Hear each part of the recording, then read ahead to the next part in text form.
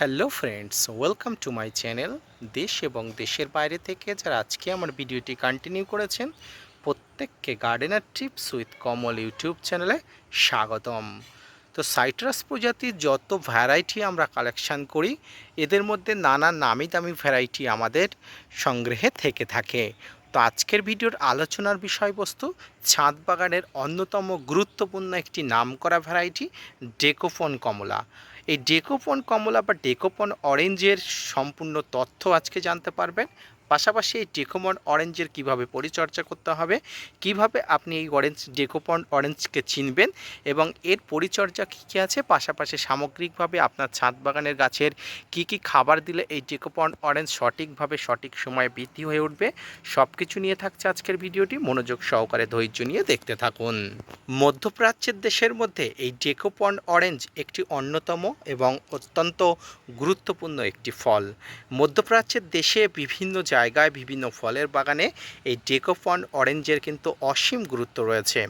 তো বর্তমানে বাংলাতে পাশাপাশি গ্রীষ্মপ্রধান অঞ্চলেও এই ডেকোপন অরেঞ্জ কিন্তু সফলভাবে হচ্ছে। এই ডেকোপন অরেঞ্জ নিয়ে নানা বিতর্ক আছে।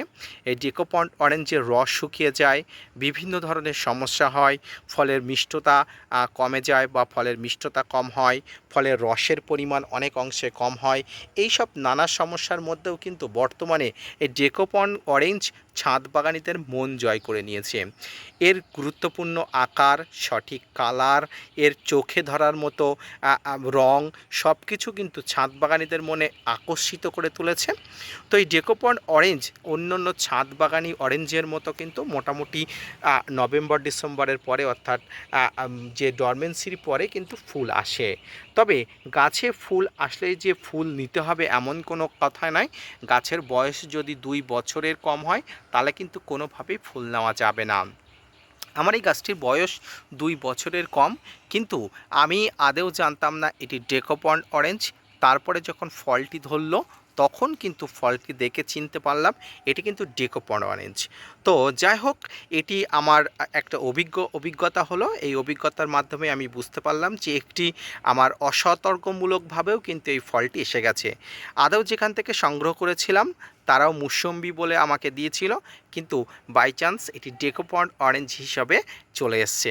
তো এই ডেকোপন অরেঞ্জ সম্পর্কে একটু তথ্য জানতে গিয়ে আমি জানতে পারলাম যে এটি কিন্তু মধ্যপ্রাচ্যের একটি ফল, অত্যন্ত নামি দামি গুরুত্বপূর্ণ একটি ফল, এবং এই ফল কিন্তু অন্যান্য সাইট্রাস প্রজাতির লেবুর মতোই কিন্তু তরতর করে বৃদ্ধি ওঠে সঠিকভাবে পরিচর্যা করলে। ছাদ বাগানে আপনার এই ডেকোপন অরেঞ্জের গাছগুলোর সঠিকভাবে বৃদ্ধির জন্য আপনাকে প্রতি মাসে যেমন বিভিন্ন মিশ্র খাবার, বিভিন্ন জৈব মিশ্র খাবার, বিভিন্ন স্প্রে ফর্মের খাবার দেওয়ার প্রয়োজন।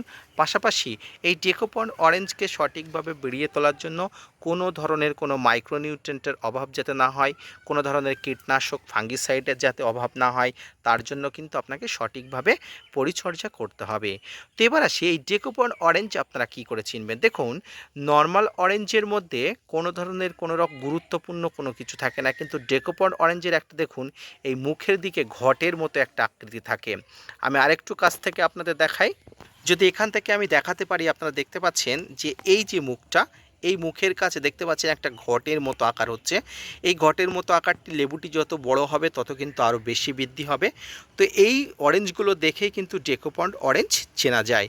পাশাপাশি যেখান থেকে আপনি গাছ নেবেন সেখানের কথাটা বিশ্বাস করে আপনাকে গাছ নিতে হবে, কারণ গাছের পাতা দেখে কিন্তু ডেকোপন অরেঞ্জকে চেনা মুশকিল। তো যাই হোক, অন্য অন্য লেবু গাছের মতো বা সাইট্রাস প্রজাতির গাছের মতো কিন্তু এই ডেকোপন অরেঞ্জের পরিচর্যা একই, কোনো ধরনের পরিচর্যার খামতি নেই। বছরে 3 থেকে 4 মাস অন্তর অন্তর খাবার দিতে হয়। এই খাবারের মধ্যে মিশ্র খাবার, শিংকুচি, নিমখোল, হাড়গুঁড়ো, ভার্মিকম্পোস্ট, এসওপি, বাদামকোল, সর্ষের খোল, সমস্ত খাবার যথাযথভাবে দিতে হয়। পাশাপাশি কিন্তু এখানে মাইক্রোনিউট্রিয়েন্ট, বোরন, বিভিন্ন ধরনের অনুখাদ্য বা এখানে বিভিন্ন ফাঙ্গিসাইড এবং কীটনাশকের স্প্রে করতে হয়। গাছে মাঝে মাঝে পাতার ক্লোরোসিস রোগ হয়, পাতা হলুদ হয়ে যাওয়ার সমস্যা হয়। এটি ম্যাগনেসিয়াম সালফেট, পটাশ বা বিভিন্ন নাইট্রোজেন ঘটিত খাবারের অভাবজনিত কারণে হয়। সঠিক মাত্রায় পাতা হলুদ হওয়ার লক্ষণ দেখে আপনাকে পরিচর্যা করতে হয়। বর্তমানে আমার ছাদ বাগানের গাছের যে এই হলুদজনিত সমস্যা হচ্ছে, এটি মোটামুটি ম্যাগনেসিয়াম এবং নাইট্রোজেনের অভাব ঘটিত একটি সমস্যা। এর পরিচর্যা চলছে, পাশাপাশি ফলগুলোকে সঠিকভাবে পরিচর্যার জন্য বা ফলগুলোকে সঠিকভাবে বৃদ্ধির জন্য কিন্তু গাছে নিয়মিত খাবার দেওয়ার প্রয়োজন আছে। তো এই খাবারের মধ্যে আমি গত কয়েকদিন আগে কিন্তু গাছে খাবার দিয়েছি। এই মুহূর্তে আর গাছে কোনো ধরনের খাবার দেওয়ার প্রয়োজন নেই।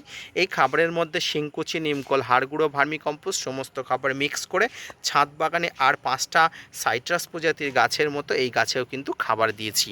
তো এইভাবে যদি আপনার ছাদ বাগানে কালেকশানে থাকা ডেকোপন অরেঞ্জ বা ডেকোপন কমলা লেবু গাছের পরিচর্যা আপনি করতে পারেন, আপনার ছাদ বাগানে যে কটি ফল ধরেছে সেই কটি ফল কিন্তু সুস্থভাবে বেড়ে উঠবে, সুন্দরভাবে বেড়ে উঠবে। তো ফ্রেন্ডস, আজকের ভিডিও থেকে আপনারা ডেকোপন অরেঞ্জ সম্পর্কে যেটি জানতে পারলেন, সেটি যদি আপনারা পরিচর্যা করেন, পাশাপাশি অন্যান্য লেবুর মতো এই লেবুর পরিচর্যা কিন্তু সেম একইভাবে পরিচর্যা করার ফলে ছাদ বাগানে আপনার গাছও কিন্তু সুন্দর সুস্থভাবে কিন্তু লেবুগুলো বড় হয়ে উঠবে।